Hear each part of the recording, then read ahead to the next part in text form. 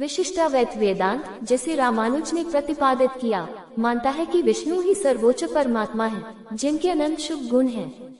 इस दर्शन के अनुसार भगवान विष्णु ही ईश्वर है और वह जगत का कारण, पालनकर्ता और संहार करता है।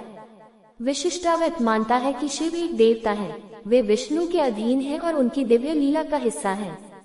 इस संप्रदाय में विष्णु और उनके अवतारों की भक्ति सर्वोच्च मानी जाती है और जीवात्मा का अंतिम उद्देश्य विष्णु के साथ भक्ति और सेवा के माध्यम से संबंध स्थापित करना है।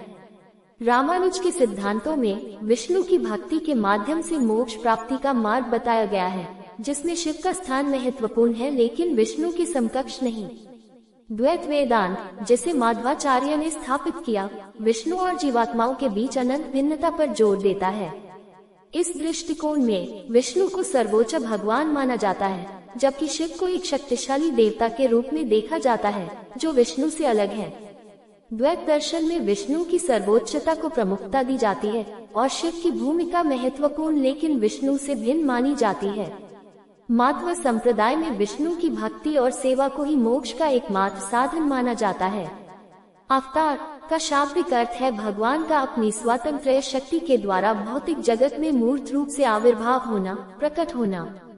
53 अवतार की सिद्धि 2 दशाओं में मानी जाती है, एक तो अपने रूप का परित्याग कर कार्यवश नवीन रूप का ग्रहण तथा दूसरा नवीन जन्म ग्रहण कर संबद्ध रूप में आना, जिसमें माता के गर्भ में उचित काल तक एक स्थिति की बात भी सन्निविष्ट है। 54 इसमें अत्यंत समय के लिए रूप बदलकर या किसी दूसरे का रूप धारण कर पुनः अपने रूप में आ जाना शामिल नहीं होता।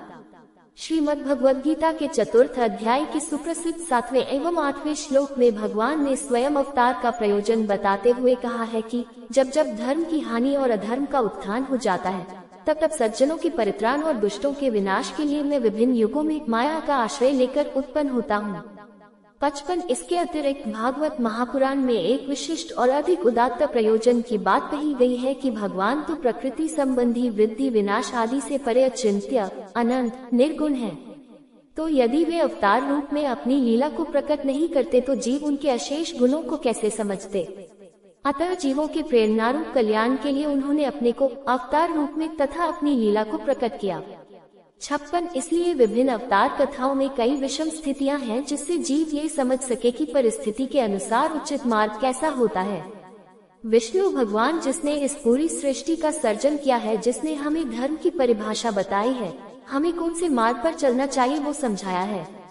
आपने सपने विष्णु भगवान का मंदिर देखा है तो इसका मतलब तो यही होता है कि विष्णु भगवान आपके किसी कार्य से बहुत खुश है। अर्थात श्री भगवान स्वयं नारद से कहते हैं, हंस कूर्म मत्स्य वराह नरसिंह वामन परशुराम दशरथ नंदन राम यदुवंशी श्री कृष्ण तथा कल्कि ये सब मेरे अवतार हैं। आगे ये भी कहा गया है कि ये भूत और भविष्य के सभी अवतार हैं। 59 मूल पाठ में वर्णन 6 अवतारों का है। 1 वराह 2, नरसिंह 3, वामन 4, परशुराम 5, राम 6, कृष्ण 7। चून की महाभारत बुद्ध के जन्म से पूर्व की अथवा बुद्ध के अवतारी होने की कल्पना से पहले की रचना है, अतः स्वाभाविक रूप से उसमें कहीं बुद्ध का नामो निशान नहीं है। उसके बदले हंस को अवतार रूप में गिनने से 10 की संख्या पूरी हो गई है। यहाँ पूर्वोक्त अवतारों में से हंस को छोड़कर तीसरे राम अर्थात बलराम को जोड़ देने से 10 की संख्या पूरी हो गई है।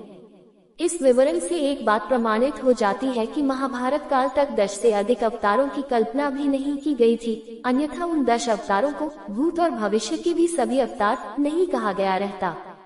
बाद में अन्य अवतारों की भी कल्पना प्रचलित हुई और कुल अवतारों की गणना 24 तक पहुंच